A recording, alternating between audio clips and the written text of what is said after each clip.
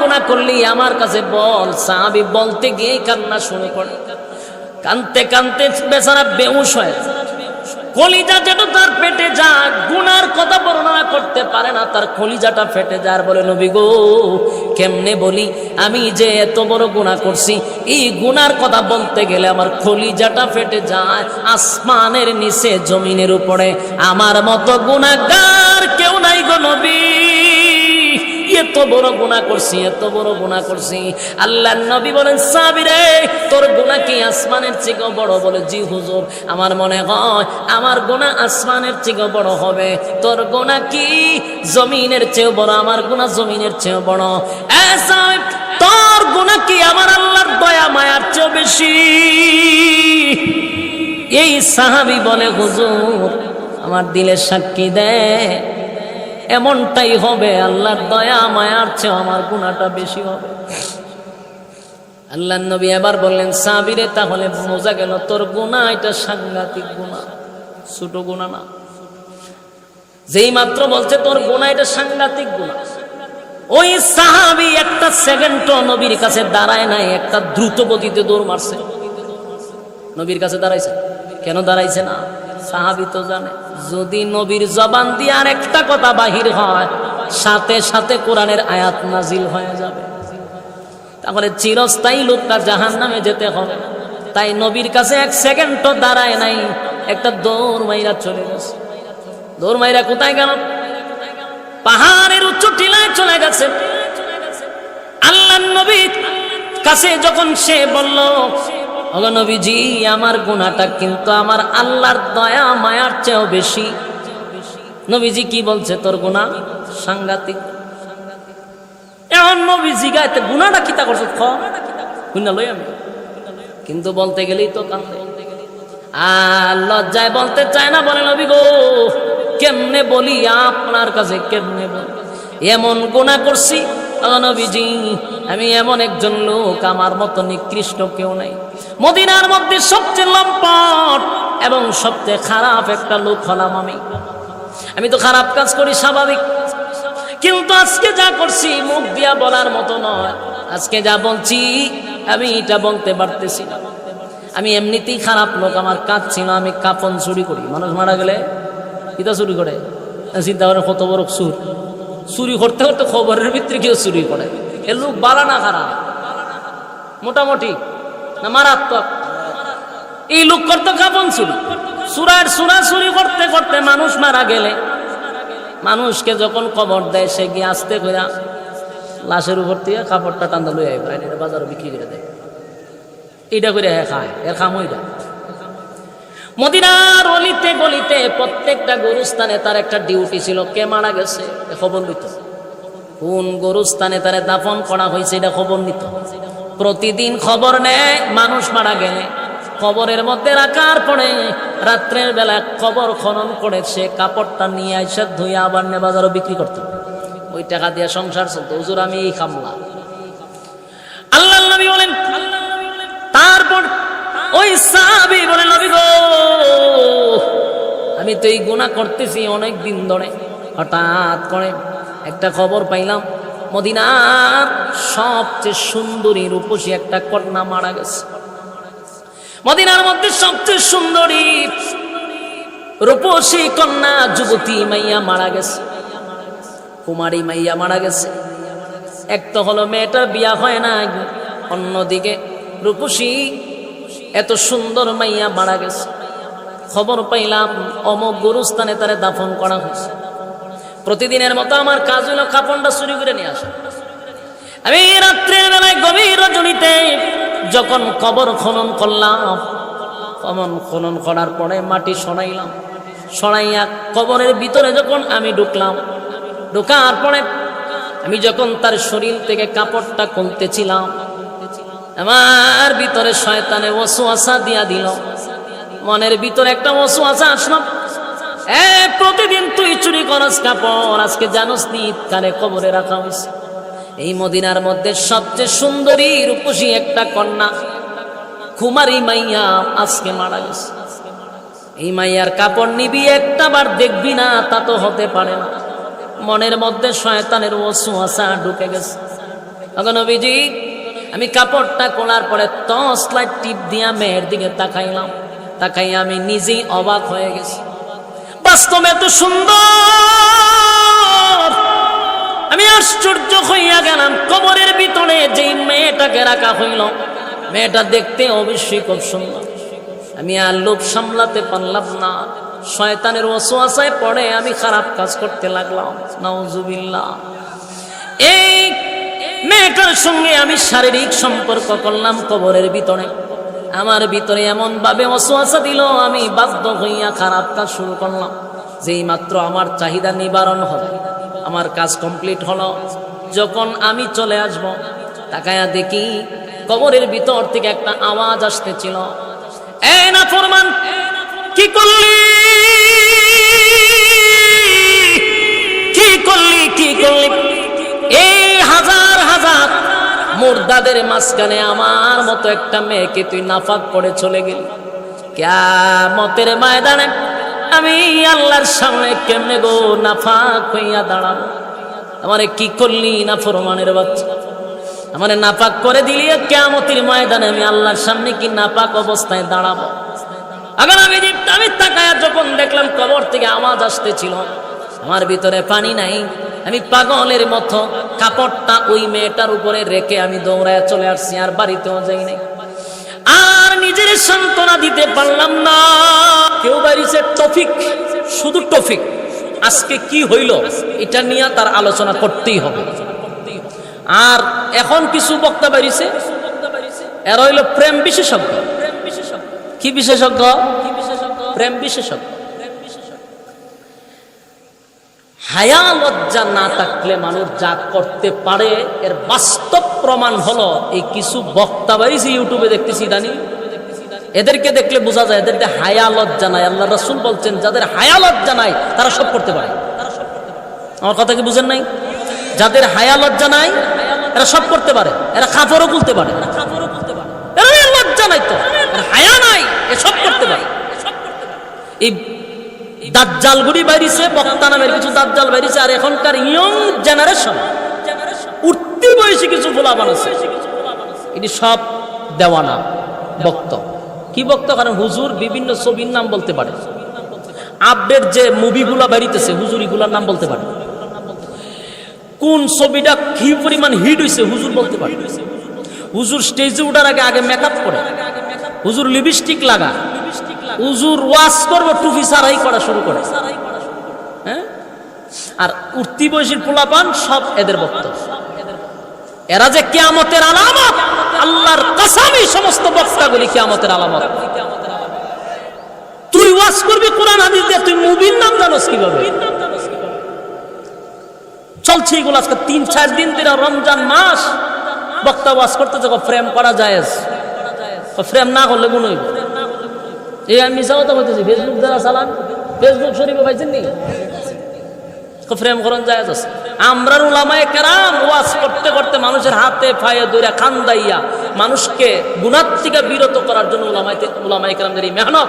আর এই দাজ্জাল নামক বক্তাগুলি বাইরিছে, টফিকওয়ালা বক্তাগুলি বাইরিছে, এরা কয় ফ্রেম প্রীতি না হলে সমস্যা। এবার এমন ওয়াজও করা শুরু করছে যে যে কোনো মেয়েকে আপনার ভালো লাগলেই বাস আপনি ভাগ্যবান। রাস্তাতে একটা মেয়ে দেখছেন আমার পছন্দ লাগছে, আপনি খুব ভাগ্যবান, এই মেয়ের আপনি নিতে হবে। নাউজুবিল্লাহ।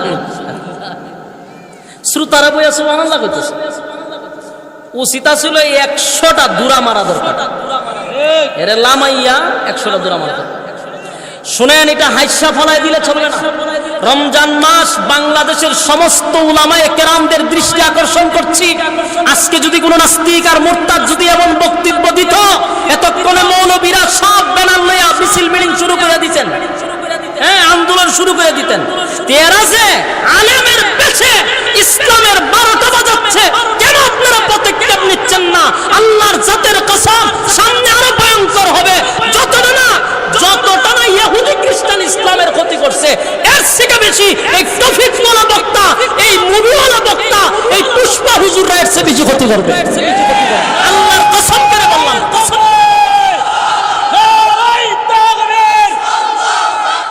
ইসলামের শত্রুরা শুনেন, শুনেন, ইসলামের শত্রু নাই, এরাই আমরা শত্রু।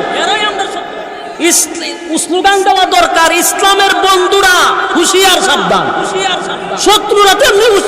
আচ্ছা, ইসলামের শত্রুরা হুঁশিয়ার, শত্রুরা তেমনি হুঁশিয়ার আছে।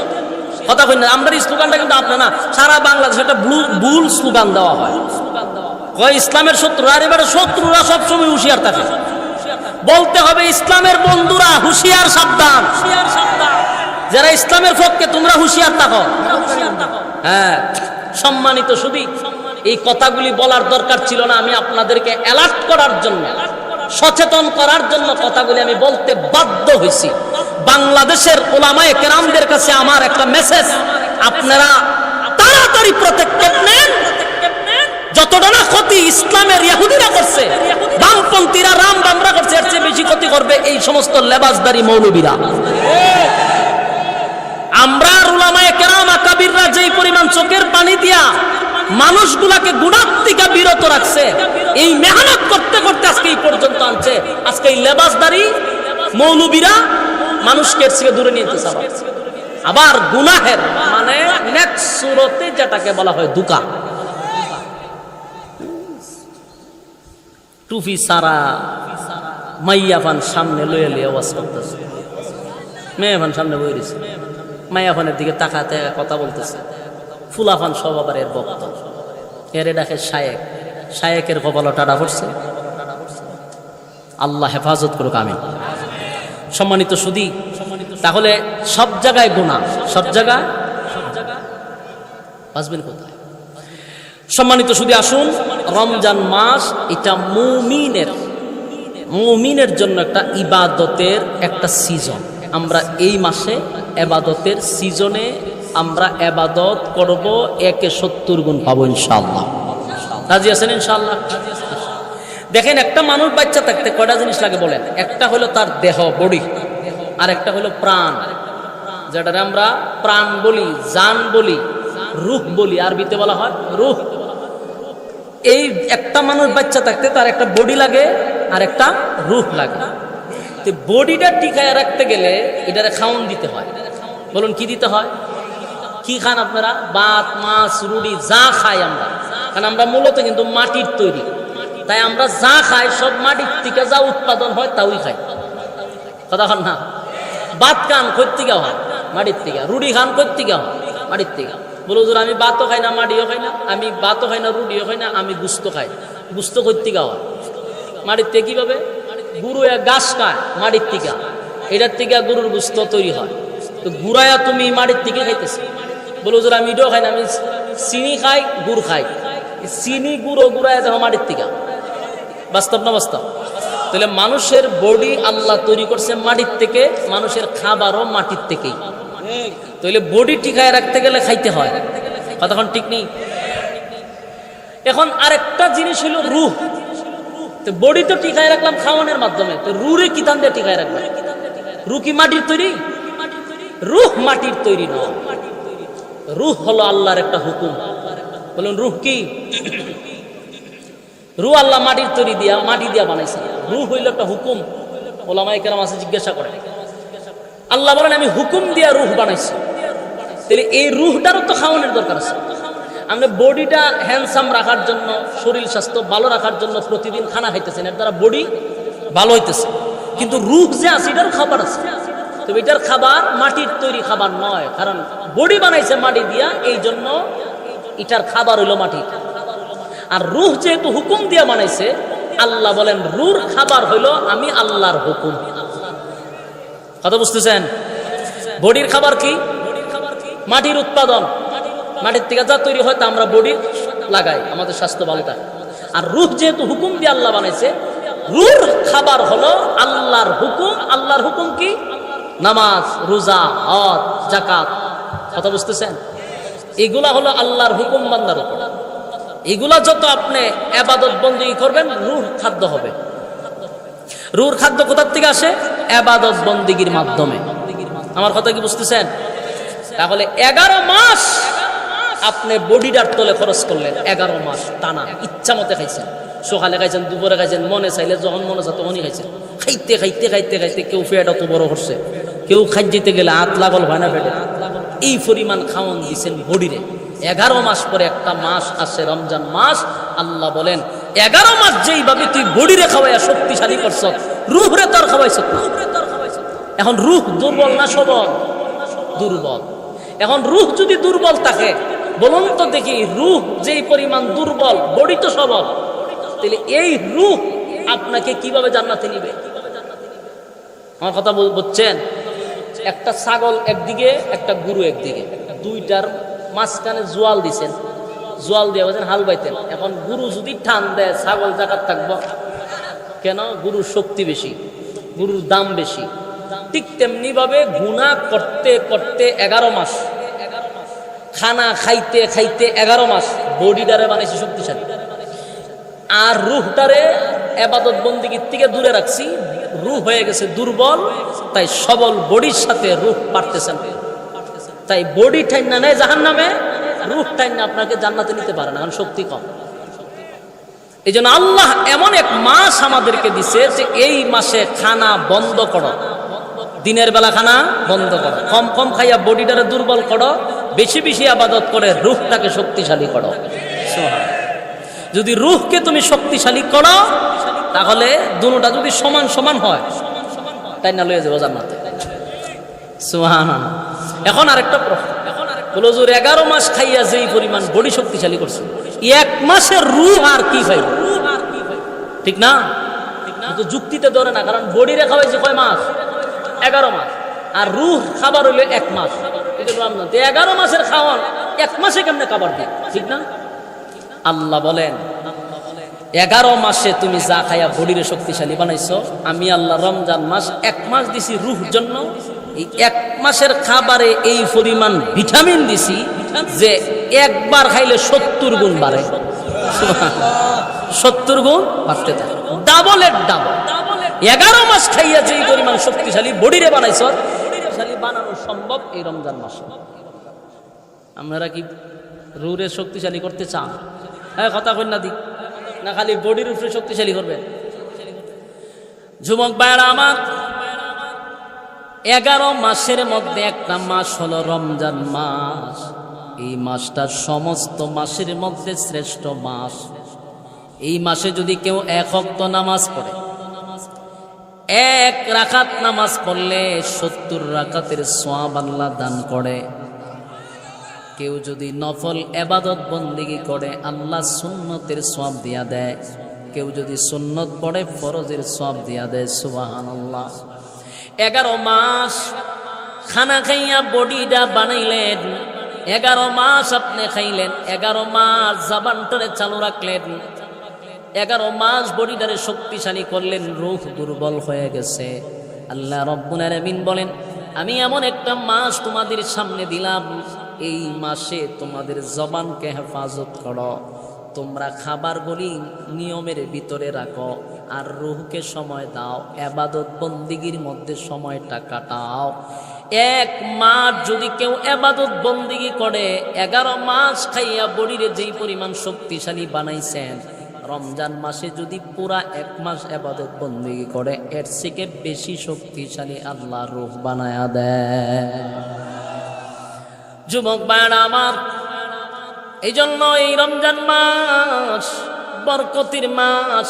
রহমতের 10 দিন চলে যাওয়ার পরে আল্লাহ বান্দাকে আরো সুযোগ দেয়, বান্দারে প্রথম রহমতের 10 দিন হারাইলি, গুনাহ মাফ করাইতে পারলি না, আমি আল্লাহ তোরে আরো 10 দিন সময় দিলাম। এরপরে আল্লাহ মাগফিরাতের 10 দিন সময় দিল। আল্লাহ বান্দারে ঘোষণা দেয়, এই 10 দিনের ভিতরও যদি তুই গুনাহ মাফ করতে পারো, আমি আল্লাহ ওয়াদা দিলাম তোরে মাফ করে দিব।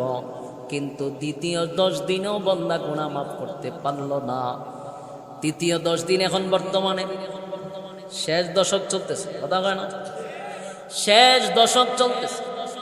এই শেষ দশকেও যদি আপনার জীবনের গুনাহ মাফ করাইতে পারেন, আল্লাহ বলেন আমি ওয়াদা দিলাম বান্দা তোরে নাজাতের ফয়সালা করে দিব। যুবক ভাইরা আমার, বরকতের মাস, রহমতের মাস আমাদের কাছ থেকে কিন্তু বিদায় নিতেছে।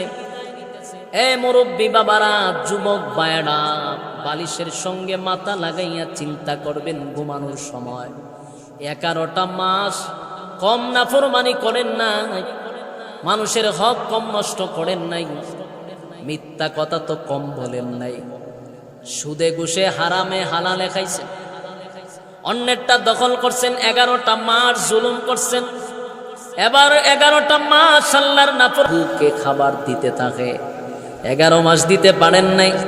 এই মাসে আপনি যদি রূহ প্রতি আপনি মেহনত শুরু করেন, রূহটাকে শক্তিশালী করেন, আল্লাহ বলেন বান্দা আমি তোরে সুযোগ দিলাম, নাজাতের ফয়সালা করে দিব। কথা কি বুঝতেছেন? বলুন তো দেখি আর কয়দিন আছে? আর 8-9 দিন আছে, ঠিক না? 8 দিন আছে। আমাদের কাছ থেকে সময় কিন্তু চলে যাচ্ছে। যুবক ভাইয়ের একটা কথা ভালো করে শুনেন, আল্লাহর নবী যখন মিম্বরে বসল, জিবরাইল আলাইহিস সালাতু ওয়াস সালাম রাসূলের কাছে আয়েশা বলতে লাগলো, রাসূল প্রথম মিম্বরে উঠলো আর বলল আমিন, দ্বিতীয় মিম্বরে উঠলো আমিন, তৃতীয় মিম্বরে উঠলেন আমিন। সাহাবায়ে কেরাম জিজ্ঞাসা করলেন, আল্লাহর পয়গম্বর আজকের পর থেকে মিম্বরে ওঠার সময় কি আমিন আমিন আমিন বলতে হবে? পয়গম্বর বলেন কেন বলতে হবে? বলে হুজুর আপনাকে দেখলাম প্রথম মিম্বরে ওঠার পরে আমিন বললেন, দ্বিতীয় মিম্বরে আমিন বললেন, তৃতীয় মিম্বরে আমিন বললেন। আল্লাহর নবী বলেন জিবরাইল রে, এ সাহাবীরা আমার কাছে জিবরাইল আসছে। জিবরাইল আইসা আমাকে প্রস্তাব দিল, নবী গো,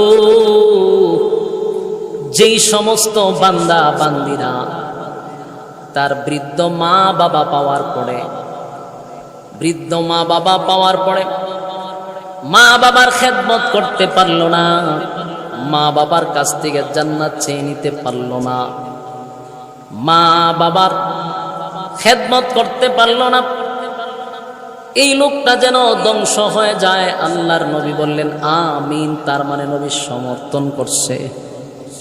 বলুন তো দেখি, আল্লাহর নবী যদি সমর্থন করে, সাপোর্ট করে, এটা কি গুল্লি মিস হইব? কথা বলনা দি। মা বাবা, যারা মা বাবা বৃদ্ধ হয়ে গেছে, বার্ধক্যে পৌঁছে গেছে, এমন বৃদ্ধ মা বাবা যাদের ঘরে আছে, তাদের খেদমত যারা করতে পারলো না, তাদের কাছ থেকে যারা দোয়া নিতে পারলো না, এরার কাছ থেকে সন্তুষ্ট অর্জন করতে পারলো না, এমন সন্তান ধ্বংস হোক। আল্লাহর নবী হয় আমি এটা সাপোর্ট করলাম। কি বুঝলেন? আল্লাহর নবী বলেন আমি সাপোর্ট করলাম। দ্বিতীয় মিম্বরে ওঠার পরে আল্লাহর নবী বলেন, এ সাহাবীরা, আমার কাছে জিবরাইল বলল, নবী গো, রমজান মাস আসার পরে যেই লোকটা তার জীবনের গুনাহ মাফ না করাইতে পারল, এই লোকটা যেন ধ্বংস হয়ে যায়। আল্লাহর নবী বললেন আমি সাপোর্ট করলাম। আমিন। কি বুঝলেন? হ্যাঁ, কথা বল না,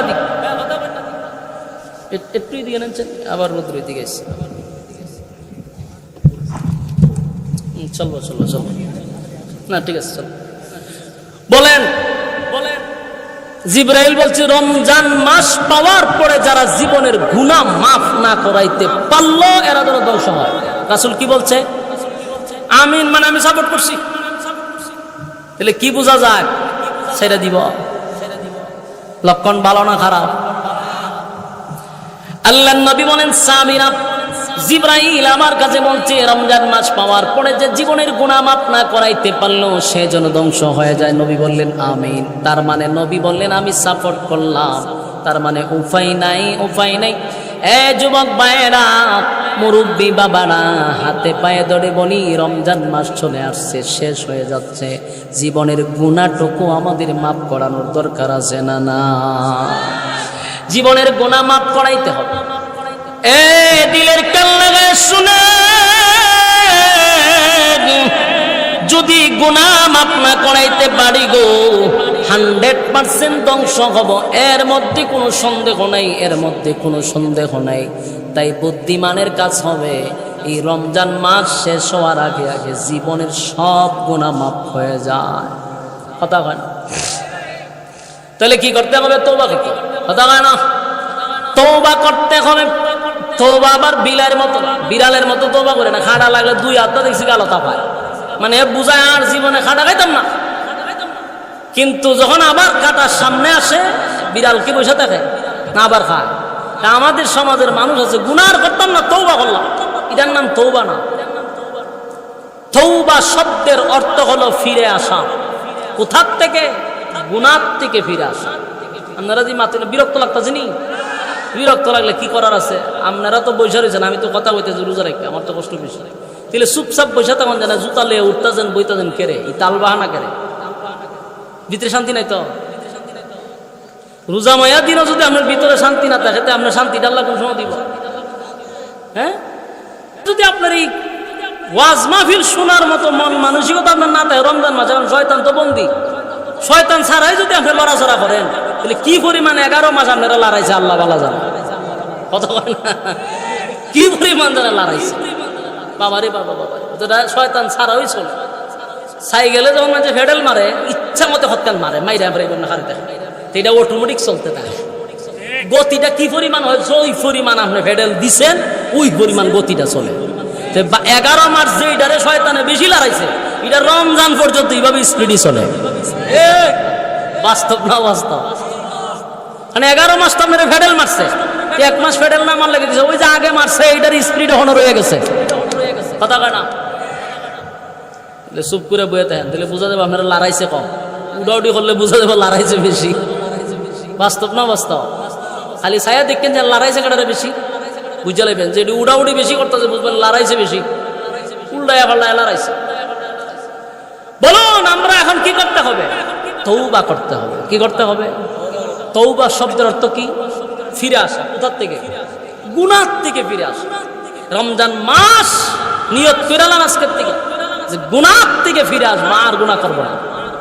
রাজি আসুননি? এই মুখ দা বললে হবে না।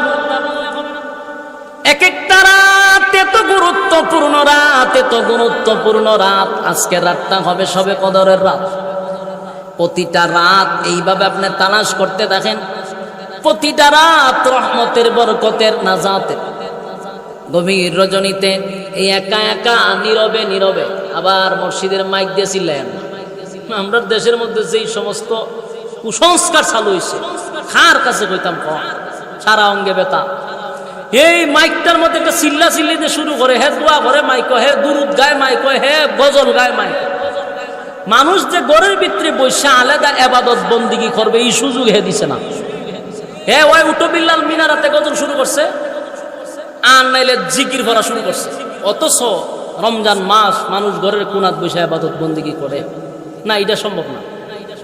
হের চিল্লা নিয়ে চিল্লাইতে আছে। বাস্তব কইছি না অবাস্তব? আমার এলাকা ইয়া মাবুদ ইয়া মাবুদ কিয়ামত, সারা মাইক থেকে হে দুরুদ পড়তেছে, হে গজল গাইতেছে, মানে 1 সেকেন্ডের মুখটা বন্ধ নেই। আরে বাবারে আমি আমরা একটু ধরেন না 2টা রাকাত আপনি মন চাইছে যে আমি একা নামাজটা পড়ি, একটু জিকির আজগার করি, একটু কোরআন তেলাওয়াত করি, আল্লাহর কাছে একটু দোয়া করি, না চিল্লানির যন্ত্রণা মেজাজ গরম হয়ে যায়। আচ্ছা জাগতে দিল না রাত্রে ঘুমাইবার লাগে। দিনের বেলা, দিনের বেলা আপনি হয়তো বা অনেক রোজাদাররা একটু ঘুমায়, জোহর নামাজ পড়া সে একটু ঘুমায়, ঘুমানোর দরকার আছে, ঘুমাইব। ওমা দিনের বেলা শান্তি দেয় না। হে মাইক দিয়া যদি মাইক পাইছে তো হে গজল আরম্ভ করে দিছে। কালকে দিয়ে আমার গ্রামের সাইডে ওয়াজ শুরু করছে। তা আমি একটারে বললাম, আচ্ছা রে আমরা গ্রামে গ্যাসকে মাহফিল কর না, কিন্তু ওয়াজ করে কাটা এক গরু বই বই ওয়াজ করে। আমি কিন্তু তুই যাচ্ছেন গিয়ে দেখেছেন গীতা করে গিয়া দেহে নুরানির যে ছাত্র পড়ে, এই ছাত্রের সামনে তো হে ওয়াজ আরম্ভ করছে। মানে এর মুখ তো চুলকা নেই, মানে এর ভাল লাগে না, এর ওয়াজ করতেই। আর একটা গ্রাম রে শান্তির মধ্যে রাখছে, ওয়াজ করতেছে। বেড়া দিনের বেলা মানুষ ঘুমাইতো, তুই যে আবাদত বন্দেগী করা শুরু করছ মাইক দিয়া, আরেকজনের ঘুম নষ্ট করে সব হইব। এই জন্য রাত্রের বেলা একা একা চুপি চুপি আপনি যায় না মাঝের মধ্যে বৈশা জীবনের সব গুনার উপরে লজ্জিত হয়ে যাবেন। সব গুনাহগুলি বৈশা স্মরণ করবেন, আল্লাহ যেই পরিমাণ গুনাহ করছি, যেদিকে তাকাই শুধু গুনাহ, গুনার দিকে তাকাইলে মনে হয় গো মাফের কোনো আশা তো রাখি না। আপনার গুনার উপরে আপনি নিজেই যদি লজ্জিত হন, আর যদি একা একা চোখের পানি ফালাইয়া দিতে পারেন, নিজের গুনার উপরে যদি নিজে লজ্জিত হইয়া মালিকের কাছে চোখের পানি ছেড়ে দিয়া বলেন, আল্লাহ আমার গুনার উপরে আমি লজ্জিত, আল্লাহ আমার গুনার উপরে আমি লজ্জিত, এই রমজান মাসে আপনার যত মানুষগুলাকে আপনি মাফ করে দিয়েছেন, আপনার যত মহব্বতের বান্দা আছে তাদের সঙ্গে আমার মতো একটা নালায়েকরে আপনার মহব্বতের বান্দাদের সঙ্গে নামটা উঠায়া দেন। এইভাবে যদি চোখের পানি ছেড়ে বলেন, মালিক আমার গুনাহ পাহাড় পরিমাণ, কিন্তু আপনার দয়া মায়া তো এর থেকেও বেশি। আল্লাহ আমার গুনাহ যদি সাগরের ফেনা পরিমাণ হয়, আপনার দয়া মায়া তো আসমান পরিমাণ হবে। আল্লাহ তামাম জিন্দেগির গুনার বোঝা মাথায় লইয়া আপনি মালিকের দরবারে আসামির বেশে আমি আপনার দরবারে হাত বাড়াইছি। রহমতের মাস, বরকতের মাস, দোয়া কবুলের মাস। আল্লাহ এই গুনাহ লইয়া কবরে যেতে চাই না। আল্লাহ নবী তো বলেছে, গুনাহ লইয়া যদি কবরে যাই, রমজান মাস পাওয়ার পরেও যদি গুনাহ মাফ না করাইতে পারি, আল্লাহ আমরা ধ্বংস হয়ে যাব।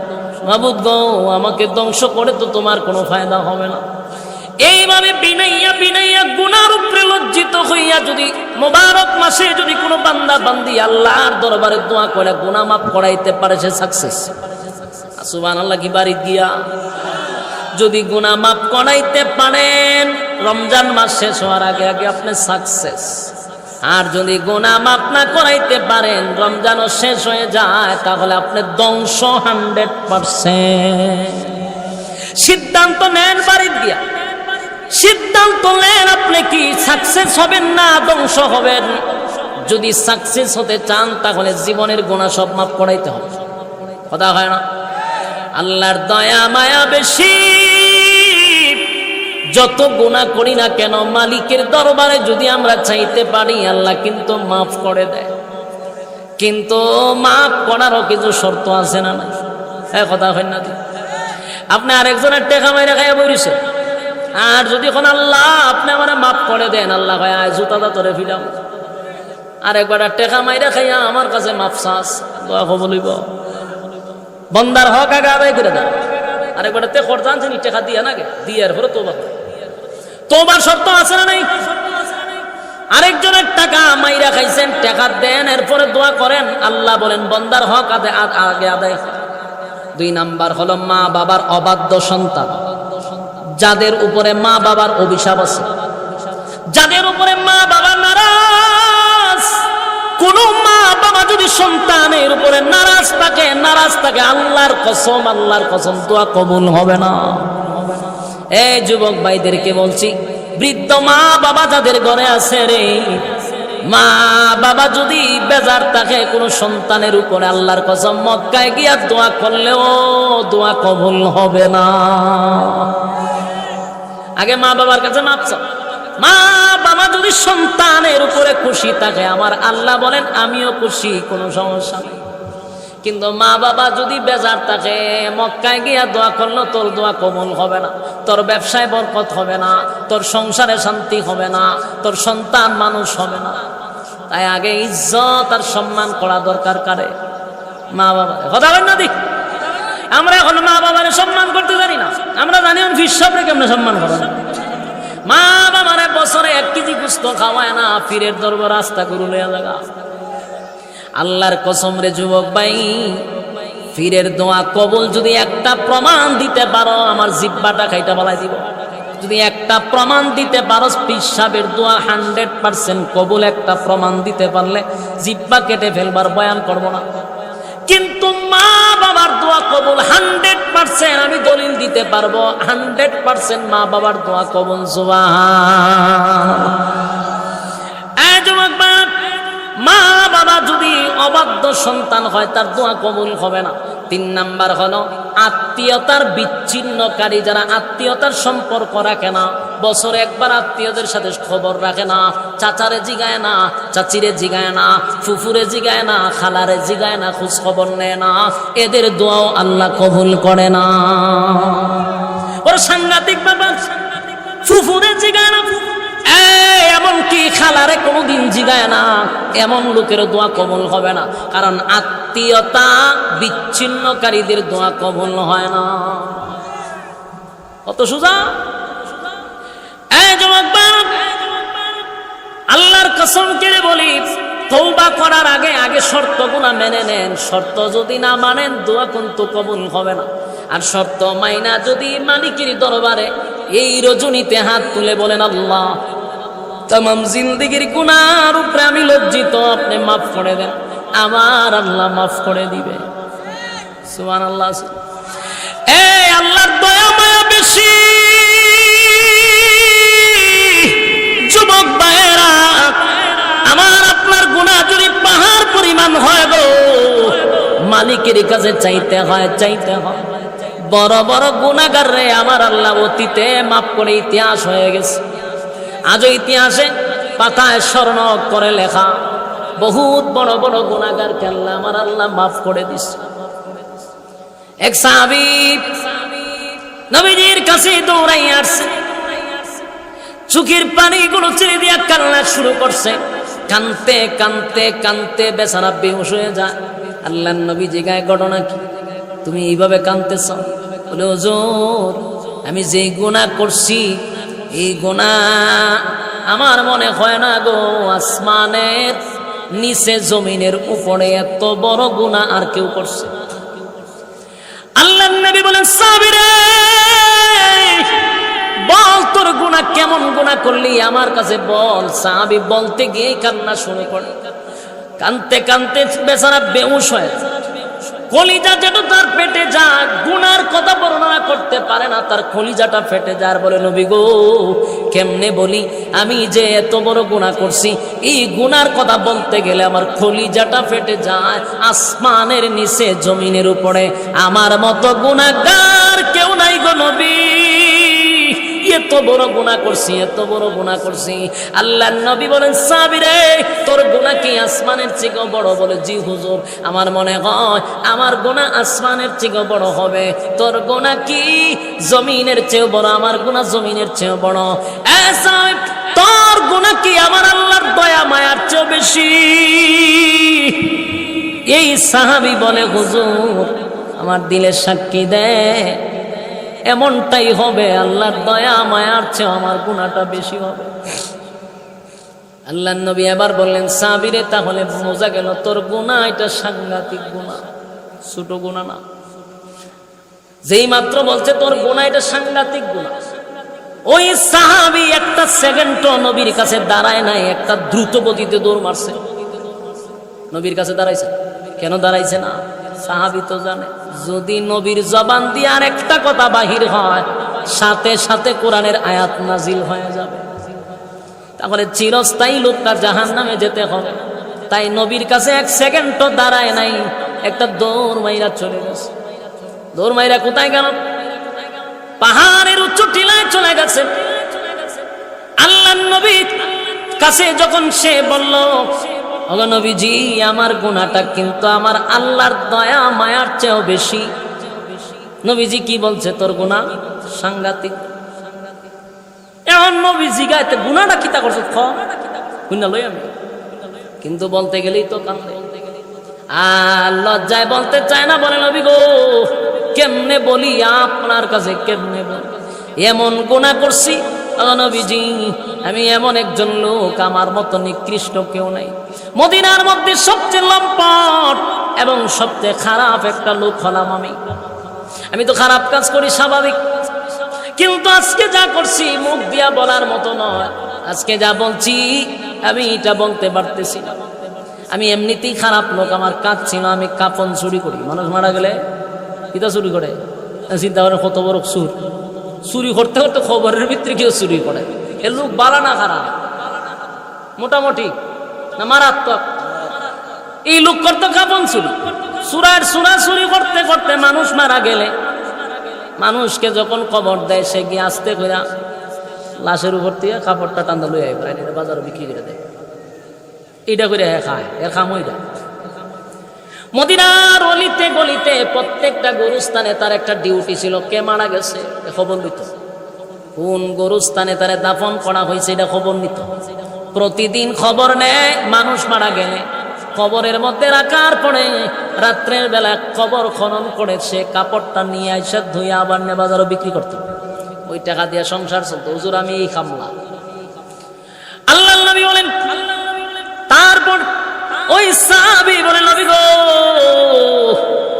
তো এই গুনাহ করতেছি অনেক দিন ধরে। হঠাৎ করে একটা খবর পাইলাম, মদিনার সবচেয়ে সুন্দরী রূপসী একটা কন্যা মারা গেছে। মদিনার মধ্যে সবচেয়ে সুন্দরী রূপসী কন্যা যুবতী মাইয়া মারা গেছে, কুমারী মাইয়া মারা গেছে। এক তো হলো মেয়েটার বিয়া হয় না, অন্যদিকে রূপসী এত সুন্দর মাইয়া মারা গেছে। খবর পাইলাম অমুক গুরুস্থানে তারে দাফন করা হয়েছে। প্রতিদিনের মতো আমার কাজ হলো কাপড়টা চুরি করে নিয়ে আসা। আমি রাত্রের বেলায় গভীর রজনীতে যখন কবর খনন করলাম, খনন করার পরে মাটি সরাইলাম, সরাইয়া কবরের ভিতরে যখন আমি ঢুকলাম, ঢোকার পরে আমি যখন তার শরীর থেকে কাপড়টা খুলতেছিলাম, আমার ভিতরে শয়তানে ওয়াসওয়াসা দিয়া দিল। মনের ভিতরে একটা ওয়াসওয়াসা আসলো, প্রতিদিন তুই চুরি করস কাপড়, আজকে জানোস নি কানে কবরে রাখা হয়েছে। এই মদিনার মধ্যে সবচেয়ে সুন্দরী রূপসী একটা কন্যা কুমারী মাইয়া আজকে মারা গেছে। এই মাইয়ার কাপড় নিবি একটা বার দেখবি না, তা তো হতে পারে না। মনের মধ্যে শয়তানের ওয়াসওয়াসা ঢুকে গেছে।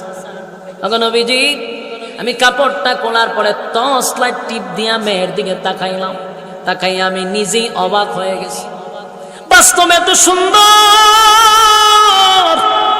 আমি আশ্চর্য হইয়া গেলাম। কবরের ভিতরে যেই মেয়েটাকে রাখা হইল, মেয়েটা দেখতে অবশ্যই খুব সুন্দর। আমি আর লোভ সামলাতে পারলাম না, শয়তানের ওয়াসওয়াসায় পড়ে আমি খারাপ কাজ করতে লাগলাম। নাউজুবিল্লাহ। এই মেয়েটার সঙ্গে আমি শারীরিক সম্পর্ক করলাম কবরের ভিতরে। আমার ভিতরে এমন ভাবে ওয়াসওয়াসা দিল, আমি বাধ্য হইয়া খারাপ কাজ শুরু করলাম। যেই মাত্র আমার চাহিদা নিবারণ হলো, আমার কাজ কমপ্লিট হলো, যখন আমি চলে আসব, তাকায়া দেখি কবরের ভিতর থেকে একটা আওয়াজ আসতেছিল, এই নাফরমান কি করলি, কি করলি, কি করলি? এই হাজার হাজার মুর্দাদের মাঝখানে আমার মতো একটা মেয়েকে তুই নাফাক করে চলে গেলি। কিয়ামতের ময়দানে আমি আল্লাহর সামনে কেমনে গো নাফাক হইয়া দাঁড়াবো? আমারে কি করলি নাফরমানের বাচ্চা, আমারে নাপাক করে দিলি, কিয়ামতের ময়দানে আমি আল্লাহর সামনে কি নাপাক অবস্থায় দাঁড়াবো? আবার আমি তাকায়া যখন দেখলাম কবর থেকে আওয়াজ আসতেছিল, আমার ভিতরে পানি নাই। আমি পাগলের মতো কাপড়টা ওই মেয়েটার উপরে রেখে আমি দৌড়ায় চলে আসছি, আর বাড়িতেও যাই নাই। আর নিজের সান্ত্বনা দিতে পারলাম না। নবী গো কি গুনাহ করলাম, আমার ভিতরে শান্তি নাই। আল্লাহর নবী বলেন, তোমার মতো গুনাহগার তো আমি দেখি নাই, নিশ্চয়ই তুমি বড় গুনাহ করছো। শুধু এতটুক বলার সাথে সাথে ওই সাহাবী একটা সেকেন্ডও নবীর সামনে দাঁড়ায় নাই, দৌড় মারছে। দৌড় মারছে তো মারছে, একদিন দুই দিন নয়, 1 মাস চলে গেল, সাহাবীর খবর নাই।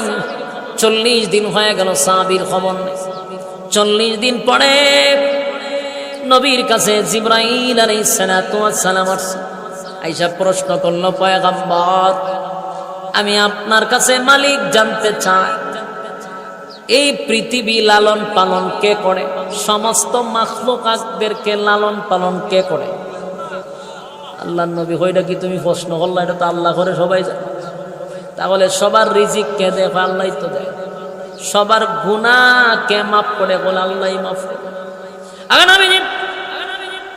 সবার গুনাহ যদি আমার মালিক মাফ করে, তাহলে আপনি কেন আপনার সাহাবীকে বললেন যে তার গুনাহটা বড় মারাত্মক?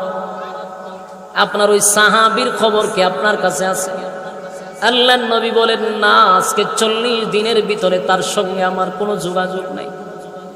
এখন নবীজি ওই সাহাবীকে আপনি তালাশ করে নিয়ে আসেন, তার ব্যাপারে আমার আল্লাহ খুশি। সুবহানাল্লাহ। কথাগুলি একটু দিলের কান লাগায় শুনবেন, কারণ রমজান মাস। কথাটা একটু মনোযোগ দিয়া শুনেন। আল্লাহর দয়া মায়া কত চিন্তা করে। আল্লাহ জিবরাইল পাঠাইয়া নবীর কাছে সংবাদ পৌঁছায়া দিল, আপনি সাহাবীকে তালাশ করে নিয়ে আসেন, এই সাহাবীর প্রতি আমি আল্লাহ খুশি। সুবহানাল্লাহ। নবীজি সাহাবায়ে কেরামদেরকে বানাইলেন, আমার এই সাহাবী কোথায় রে? মদিনার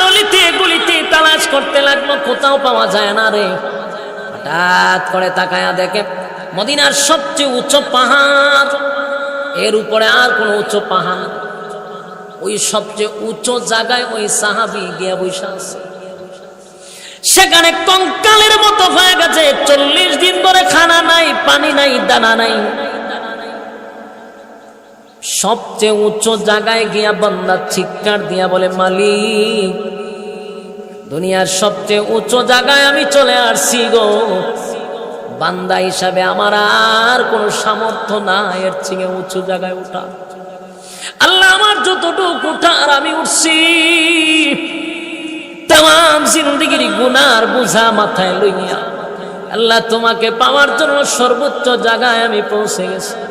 আমার নবী আমারে বিদায় করে দিছে, আমি জানি আমার মতো গুনাহগার আসমানের নিচে জমিনের উপরে নাই।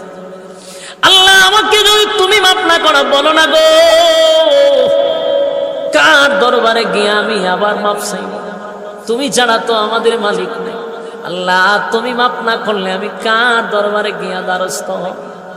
আর আমার মতো গুনাহগারে যদি মাফ না করে জাহান্নামের আগুনে জ্বালাও, বলো না তোমার কি ফায়দা হবে, তোমার কি লাভ হবে? এইভাবে 40 দিন টানা কান্না শুরু করছে। কানতে কানতে কানতে চোখ দিয়া পানি পড়ে না, এখন রক্ত পড়ে। এমন কান্না কানছে রে, এমন ভাবে তওবা করছে, তওবা করতে গিয়ে আমার মালিক নিয়ে তো খুশি করা করছে। কালতে কালতে কঙ্কাল হয়ে গেছে, চোখ দিয়া পানি পড়ে না, এখন রক্ত পড়ে। শুধু গুনার উপরে লজ্জিত হইয়া সাহাবায়ে কেরাম গিয়া ওই সাহাবীরে নিয়ে আসলেন নবীজির সামনে। নবীজি তাকায়া দেখে সাহাবী চোখ দিয়া রক্ত পড়ে, শরীরটা যেন কঙ্কাল হয়ে গেছে। আল্লাহর নবী তাকায়া দেখে যেই মাত্র সাহাবী নবীর সামনে হাজির, শরীরটা তো অর্ধেক কঙ্কাল হয়ে গেল, চোখ দিয়া রক্ত পড়তেছিল, আর শরীরে শক্তি নাই, কথাও বলতে পারে না। এমত অবস্থায় নবী তাকায়া দেখে তার পাশেই মালাকুল মউত আজরাইল দাঁড়ায় আছে। কি বুঝলেন? নবীজি অবাক হয়ে গেল, এই সাহাবীর পাশে তো মালাকুল মউত আজরাইল দাঁড়ায় আছে। আল্লাহর নবী সাহাবীরে জড়ায়া ধইরা বলেন, সাহাবীরে, আমার আল্লাহ তোর প্রতি বড় খুশি। এমনি আজরাইল, মালাকুল মউত আজরাইল বলে, নবী গো, আমি আসছি আপনার এই সাহাবীকে নিয়ে যাওয়ার জন্য।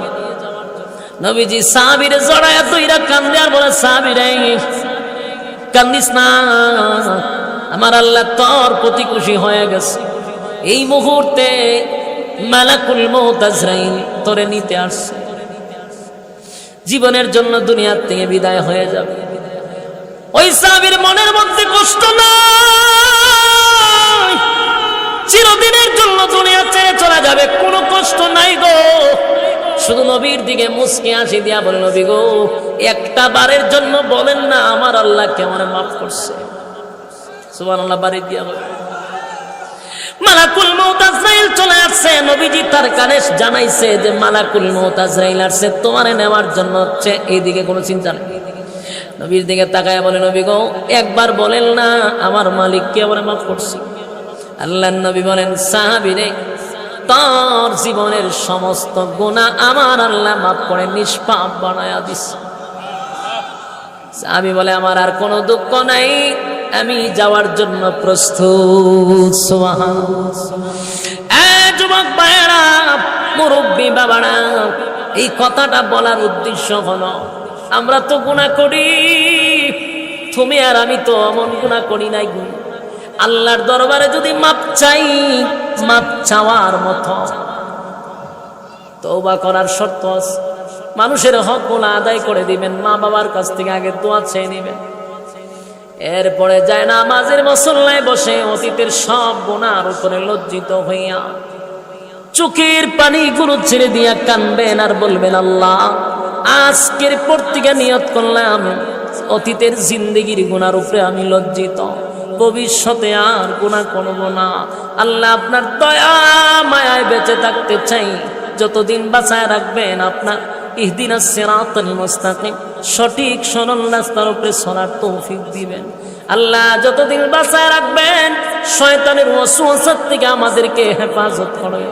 বিনাইয়া বিনাইয়া যদি আল্লাহর দরবারে দোয়া করতে পারেন, চোখের পানিগুলো যদি ছেড়ে দিয়া কাঁদতে পারেন, আল্লাহ বলে বান্দারে আমি তোর চোখের পানি বরদাস্ত করতে পারি না। এ মালিক ডাক দিয়ে বলে ফেরেশতারা শুন, আমার বান্দা কেন কান্দে গো?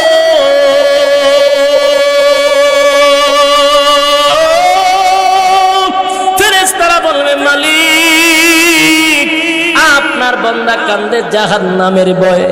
আল্লাহ বলে বান্দা কি জাহান্নাম দেখছে রে? না মালিক জাহান্নাম দেখে নাই। এ বান্দা কেন কান্দে? আল্লাহ জান্নাতের আশায় কান্দে গো। এ ফেরেশতারা আমার বান্দা কি জান্নাত দেখছে? না মালিক জান্নাত তো দেখে নাই। তাহলে জান্নাত তো দেখে নাই, জাহান্নামও দেখে নাই। বান্দা উলামায়ে কেরামদের বয়ান শুনা জান্নাতের জাহান্নামের ভয়ে কান্দে। বান্দার চোখের পানি নাকের দিকে গড়াই আসতে আসতে আমি বান্দার জিন্দেগির সব গুনাহ মাফ করে দিলাম। চিৎকার দিয়া কোন সুবহান। একটা জবান বন্ধ রাখবেন না, আল্লাহু আকবার। আর জোরে কোন আল্লাহু আকবার। আল্লাহ জিন্দেগির সব গুনাহ মাফ করে দিবে যদি আমরা তওবার মতো তওবা করতে পারি। তওবা করার কিছু নিয়ম আছে না নাই? যদি তওবার মতো তওবা করতে পারি অতীতের সব গুনাহ মাফ করে দিবে, এটা আল্লাহর ওয়াদা। সুবহানাল্লাহ। পারবো তো ইনশাআল্লাহ? কারা কারা পারবেন হাত তুলে দেখা দেন। আজকে রাত্রিতে জায়নামাজে বৈশা গভীর রজনীতে আপনি বৈশা আল্লাহর দরবারে হাত তুলে কানবেন, পারবেন ইনশাআল্লাহ? সবার সামনে না, ওই আপনি যে নামাজে বসেন আপনি বউরে পর্যন্ত আপনি উঠাইছেন, ঘরের সবাইরে আপনি জানাইছেন, কিয়ামত শুরু করেছেন নামাজ পড়তেছেন জুরে জুরে আল্লাহু আকবার হইতেছে, হইয়া জুরে জুরে নামাজ পড়তেছে। এরকম আসেনি? আমি যা কইতেছি বাস্তব কই, আমি দেখছি তো। বেচারা একামত দেব আরেকবারের ভর্তি না যায়, তুই বড় এখন নামাজ পড়বি অত মানছ মনে করে। রাসূল বলছেন যদি নফল ইবাদত হয়, বিবির কাছে ঘুমাইছেন, বিবিও যেন টেন না পায় আপনি যে উঠছেন, এটা না হলে ইবাদত। আর আপনি যে উঠেন আর ঘরের মাঝে জানেন, খালি বাড়ির মাঝে আশেপাশের মাঝে জানেন, আপনি জিকির শুরু করেছেন ঘরে বইয়া ইল্লাল্লাহ ইল্লাল্লাহ, মানে তাদের জিকির ঘরে তাদের উনায় মানছে রে। এইটা অতি ভক্তি, এটা ইবাদত না, এটা হলো রিয়া, এটা মানুষ দেখানো, লোক দেখানো। এটি করবেন না। কষ্ট পাইছে কেন? আপনি যে উঠছেন মানছে যাবো কেন? আপনি ইবাদত করতেছেন কার জন্য? হ্যাঁ, কার জন্য? আমার ইবাদত আল্লাহ দেখবো, আমার বউ যাতে না জানে আমি যে একজন ইবাদত বন্দেগী করি। কথা বুঝতেছে? এটা বুঝুন ইনশাআল্লাহ। রমজান মাস আল্লাহ রাব্বুল আলামিন যেন আমাদেরকে এই বরকত, রহমত, মাগফিরাত, তারপরে নাজাত, তিনটাই যেন আল্লাহ আমাদেরকে দান করে। আমাদের উপরে যেন রহমত দান করে, আমাদেরকে যেন আল্লাহ মাফ করে দেয়, আমাদেরকে যেন নাজাতের ফয়সালা করে। এই জন্য শর্ত আসেনি? আল্লাহর রাস্তায় কিছু দিয়া এরপরে দোয়া করতে হবে। কাটা কাটা দিবেন, হাত তুলেন, সবাই দেওয়া লাগতো না, বলে আমরা শরিক ও মুখ হাত তুলেন, শরিক শরিক শরিক, যুদ্ধর বারণ শরিক ভাই আতলামায় 1000 2000 কেউ দিতে চাইলে আমার দ্বারা দিয়ে। আর যদি এখন বলো জোর আমরা অত বড় নুড় আনছি না, রোজা মায়া দিই, তৈলে যতটুক পারেন লেখায় এলাম, 500 হোক 1000 হোক লেখায় তো রাখেন। আগামী বছরে দিবেন, এক বছরে নিয়ত করবেন যে আমি 500 1000 টাকা দিব। 1000 ভাইয়ের নাম লেখ, নগদ না বাকি? বাকি লেখেন, লেখেন ভাইয়ের নাম রাশিদ মিয়া। রাশিদ মিয়া রমজান মাসে আল্লাহ 1000 দিছে, 1 লক্ষ টাকার সব পাইতেছে। সুবহানাল্লাহ। বাড়ি গিয়ে ও 1000, শকত ভাই কত? 2000, 2 লক্ষ, 2-3 গুণ সব। জাহের 1000, এবার ওই চাচা 1000, আপনি লেখুন, মুখ দিয়া না লেখ তুই গো। ওই যার এক চাচা, ওই যার এক চাচা, হয় না একজন 2000, কেন 2000? ওই যে উনি 2000, আর এখানে চাচা 1000 দেখছিলাম। নাম কইতে পারতাম না, নাম 2000 কে মুজিবুর ভাই। হ্যাঁ, মুজিবুর ভাই। আর ওই যে এক চাচা দাড়ি সাদা, এই পিছনে চাচার নামটা কোন? হ্যাঁ, আর জমিয়া। হ্যাঁ, বন এখানে দোয়া হইব, আজানের পর দোয়া হইলাম বন। আর জমিয়া 1000। আচ্ছা, ওই যে চাচা সৌদি প্রবাসী কামাল 5000 দিছে। হ্যাঁ, সৌদি প্রবাসী কামাল ভাই 5000 টাকা। এই চাচা চাচা কিতা হ্যাঁ 500 ওই পিছনে এক চাচা আরে অনেক আপনারা তো দেবেন না লোক মন বালা তো সবাই দিল হ্যাঁ যারা যারা দিবেন তাই রেখে কেন আয় পড়ে না নাম লেখায় জানবে আপনারা নিজে নিজে দায়িত্ব নিয়ে জুরালি 500 আল্লাহ কবুল করো আরে লইরেন না বন দোয়াটা কইরা যান ওহন নামাজ একবারে জায়গা এর নামাজ হইতো না বন্যা তো দোয়াটা কইরা যেতেন না দুলাল ভাই 1000 টাকা মধ্য ভাড়া